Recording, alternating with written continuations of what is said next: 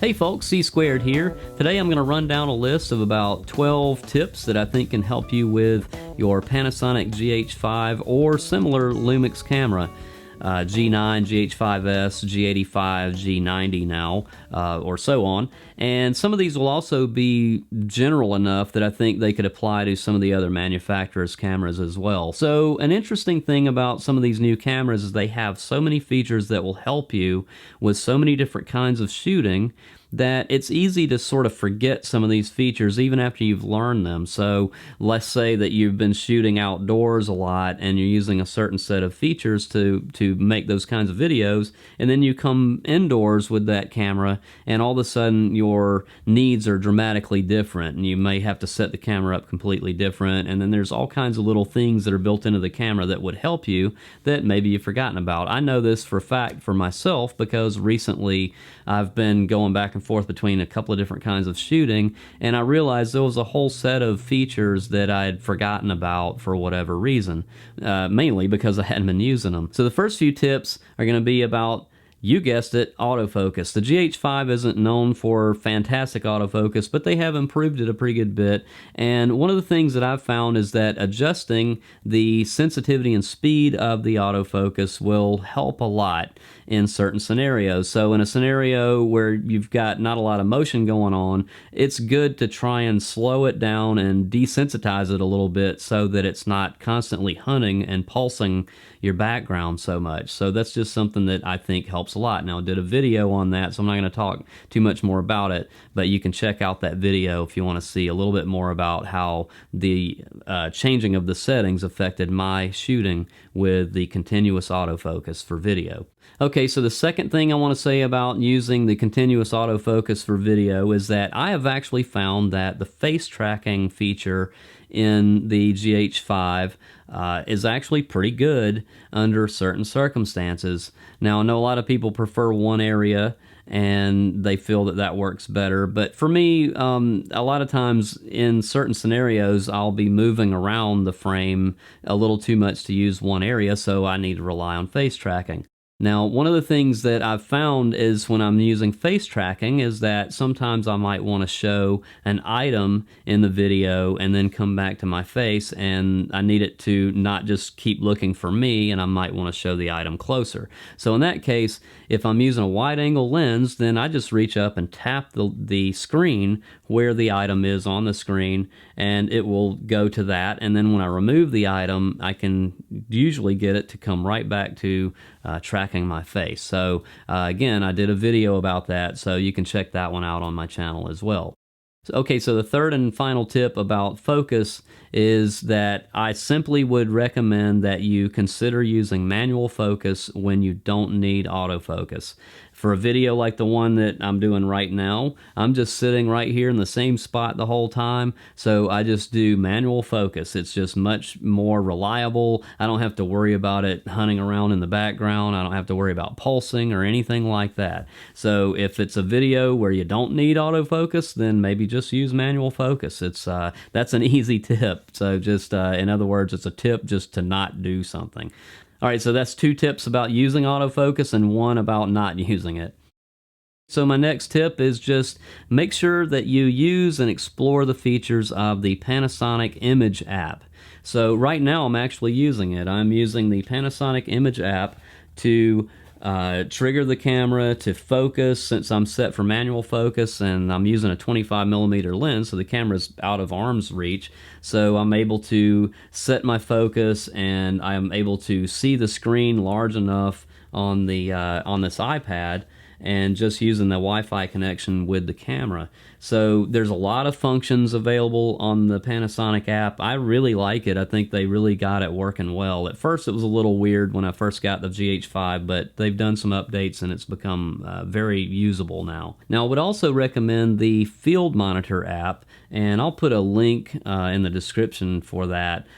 This is something you have to buy, but it's pretty cheap. I think it was like 25 bucks or something like that. Maybe it's even cheaper than that. It's been quite a while since I bought it, but that particular app is not quite as functional maybe as the Panasonic Image App, but it does have a waveform monitor, and it has false color and all kinds of things that can help you a little bit more like an actual video monitor. So the ability for you to actually get your exposure accurate and things like that is just a lot better with that Field Monitor app. So I use both of those apps. The Field Monitor app is extremely useful when I need scopes and so forth, and false color and things like that to try and get just the right exposure, especially if you're using Vlog, which I'll talk about in just a minute.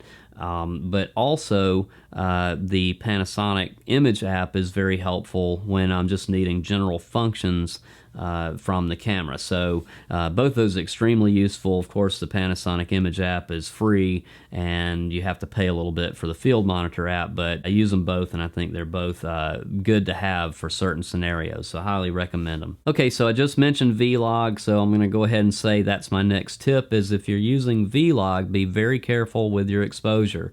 I'm not going to go into depth here with it, but there's a channel that I would recommend, this guy called Wolf Crow on YouTube, and he's done some really cool in-depth sort of measurements and so forth, and he does a great explanation about how the exposure limits work on Vlog for the GH5, so definitely check that out if you're using Vlog. So you've probably heard that Vlog will give you more dynamic range, and there's sort of a tendency right away to think, well, maybe it'll just be easier to get more exposure latitude with that, but it's kind of not true, because the thing is that you're getting more range in your image, but you have to be careful about clipping highlights, but also careful about the shadows being too noisy once you pull that contrast back into the image. So again, I would highly recommend Wolf Crow on YouTube and the videos he's done about specifically using the Vlog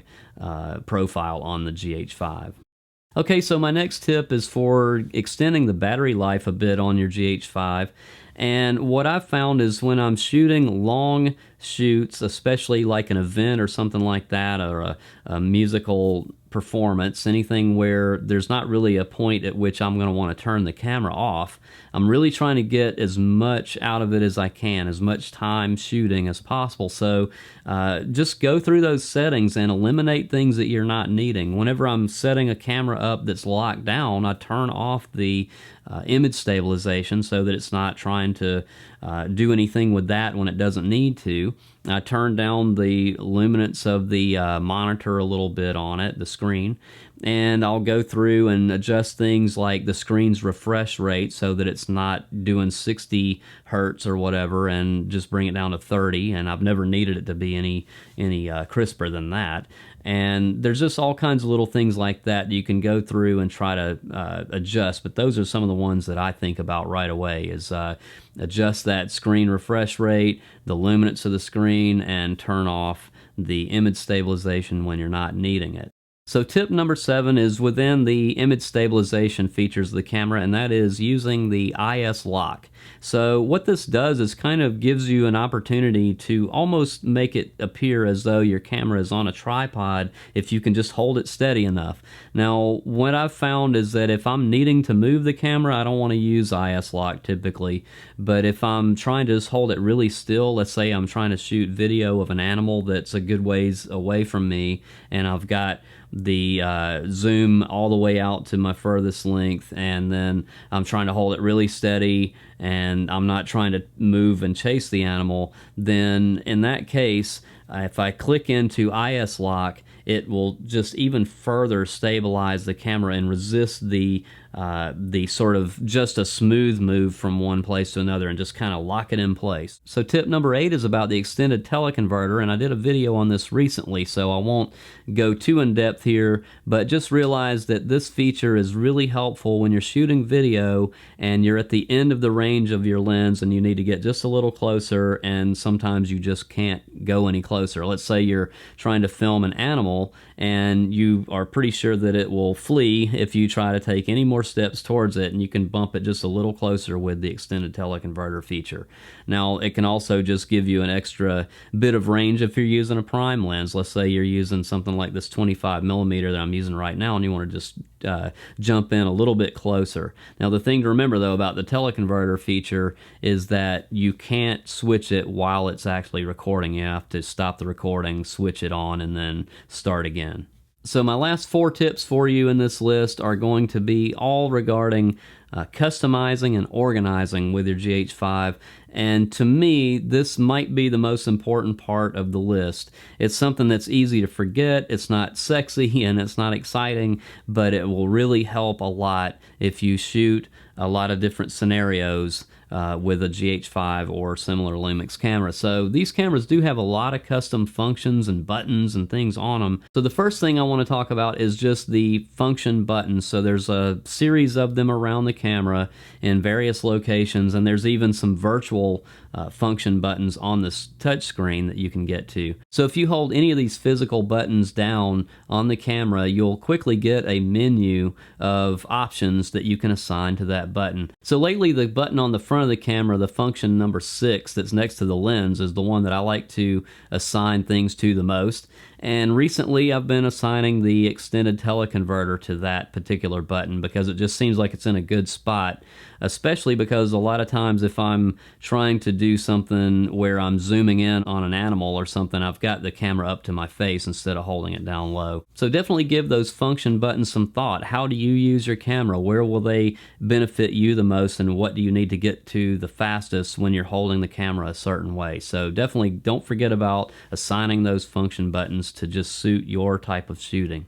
Okay, so my next tip is to definitely make sure that you use the custom dial modes on the camera and also assign them in a way that makes sense for you. So for me, the first custom setting on the dial I'm using for shooting in a scenario like this where I'm in this room, I've got these lights and this type of color temperature to work with. I've just got it all set up, so all I got to do is put it on C1 and I'm ready to shoot in this room with these lights. Now C2 is very similar settings except that it's more run and gun. I've got auto white balance and I've got auto ISO set up on that, so I could kind of go outside with the camera and get some shots that don't have so much for me to think about. C3 on the dial actually has 3 settings within it. So C3-1 is my first slow motion setting, which is just 4K 60p. C2 is 120 frames per second, and then C3 I've kind of just been changing around. Sometimes I just use that as a stills photo setting. But my sort of general concept is that my custom 3 dial setting is just mainly for slow motion, various slow motion and variable frame rates. So the way I like to do it is all those custom settings are set in a way that they'll hopefully cooperate with one another for shooting a video that might require all those different settings within the same video. Just give that some thought whenever you set these things up. If you're going to be switching between those custom dial settings, maybe you want to keep in mind that, oh yeah, I'm always going to be needing to shoot in 24 frames per second ultimately, or my slow motion needs to be a variable frame rate that would convert to 24 and so forth. So just keep those kinds of things in mind when you set up your dial if you think you might be setting the camera between those different settings in the same video. So number 11 regards the My Menu feature on the camera.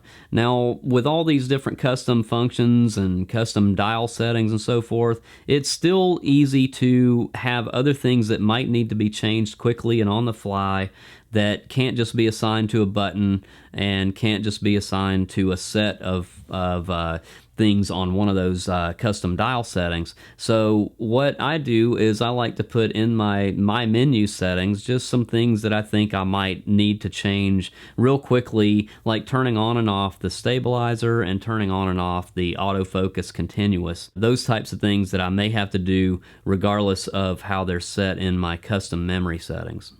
So now we're at the 12th and final tip of my list, and that is to save your camera settings into files. So this has a couple of benefits. First of all, it will help you in case something happens with your camera and it had to be reset. If you've saved your camera settings into a file and then saved that on your computer, then of course you could reload that onto a memory card and then put it back in the camera and recover all those settings that you customized and carefully spent so much time gathering up over time.